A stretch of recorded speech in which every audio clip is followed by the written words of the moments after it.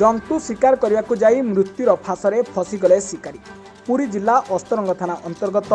गुंडलबा समुद्र कूल गत 17 तारिख राधु स्वाई मृतदेह उद्धार घटन तदंत कर 5 जन को गिरफ्त करिछि अस्तरंग पुलिस।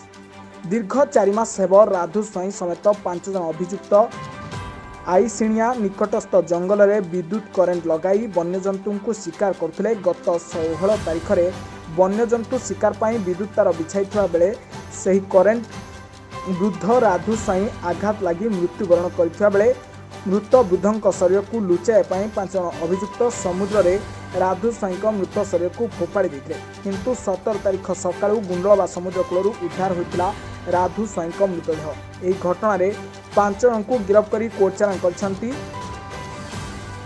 एसडीपीओ प्रभात मल्लिक सांबादिक सम्मेलन में देइछंती सूचना। मुख्य प्रयास कारण कौन सर? आमर 16/4/2024 राति आम 17/4/2024 मॉर्निंग रे गोटे इनफॉरमेशन मिलला जड़े लोक समुद्र में भासी आसी डेड बॉडीटा कूल लगी। तो यही इनफॉरमेशन टाक आम वेरीफाई करने आईआईसी आ स्टाफ से गले जना पड़ा जे से जो पाख गाँ गाँटा आईशिणिया गाँव से लोक आपर आम भेरीफाई करी जानापी पाइलु जे 16 तारिख दिन 8टा समय से घर बाहर की काठ संग्रह करने सी जाइला जंगल को आउ डेड बॉडीटा केमती से मरीगला से जिन पूरा माने रहस्यजनक थिला। तापर आम आईआईसी स्टाफ आम सब भेरीफाई कलु सिक्रेट इनफॉरमेशन नेलु जानापी पाइलु जे से गाँव माने डिसीज निजे आउ से गाँव आउ 5 जन मिसिकी जाइथिले माने जंगल को जाइथिले से माने जंगल आगुरु भी अनेक थर से जंगल में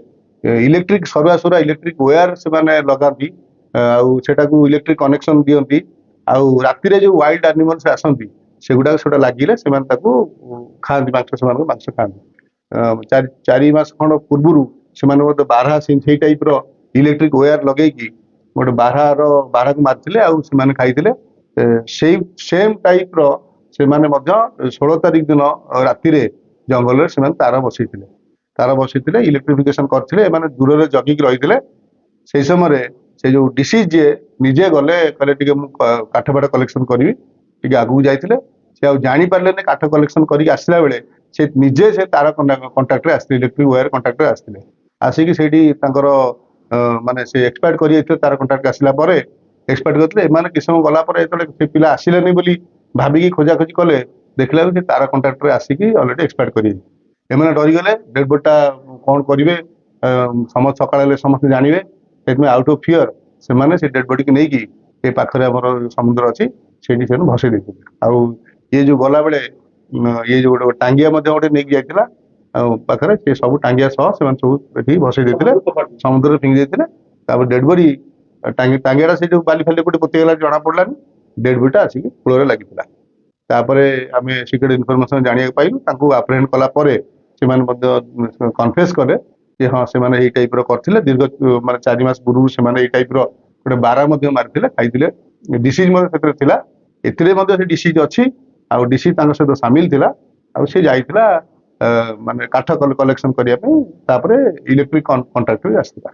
से जदी से मरिया से केमे जाला जदी तो करंट लागिला ताके एमान नै कि दूर दूर भय रे सर जेतबले समुद्र रे से माने फिंगी देले समुद्र रे जो एक्वाटिक एनिमल जोडा अछि छोट छोट माछ फाछ एगुड़ा सब कान फान जेहेतु सफ्ट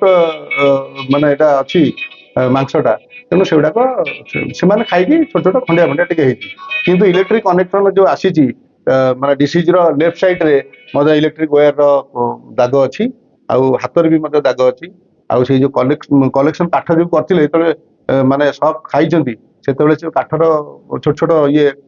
माने छाटी बाड़ी बोधे आखि साइड इंजुरी अच्छी 5 जण आगु सब एमती आगु प्री प्लानिंग करी परिकल्पित भाବରେ बारहा विभिन्न वन्य जंतु माने खाई खाती किंतु से जो घटना हाँ ସେଇଟା ହେଲା। ମେଡିକାଲ ଏକ୍ସାମ ପରେ କଣ କରାଯିବ? ଆମେ ପୋଷ୍ଟମର୍ଟମ ଏକ୍ସାମିନେସନ ଅଲରେଡି ତାର ମାନେ ଇନକ୍ୱେଷ୍ଟ କରିକି ପଠା ହେଇଛି। ପୋଷ୍ଟମର୍ଟମ ଏକ୍ସାମିନେସନ ରିପୋର୍ଟ ଏପର୍ଯ୍ୟନ୍ତ ଆସିନି। ଆଉ ଆମେ ଡକ୍ଟର ସହିତ ଯାହା କଣ୍ଟାକ୍ଟ କରୁଥିଲୁ ସେ ବି ରାଜି ଅଛନ୍ତି ଯେ ହଁ ଏଇ ଯୋଉ ଟାଇପର ଇଞ୍ଜୁରି ଅଛି such type of injury can be possible by electric wire। Sir ଏମାନଙ୍କର ଯୋଉ 5 ଜଣ ଅଛନ୍ତି ଏମାନେ 5 ଜଣ ମେଡିକାଲ ଏକ୍ସାମ କରିଛି ତାପରେ କଣ କରାଯିବ? ଏମାନଙ୍କୁ କୋର୍ଟ ପ୍ରଭାବ କରାଯିବ। Case number sir 85/24। ହଁ କେସ୍ ନମ୍ବର 85/24। ପୁରୀରୁ ରମେଶ ସାହୁଙ୍କ ରିପୋର୍ଟ, ବ୍ଲାକେଟ୍ ନ୍ୟୁଜ୍ ଓଡ଼ିଆ।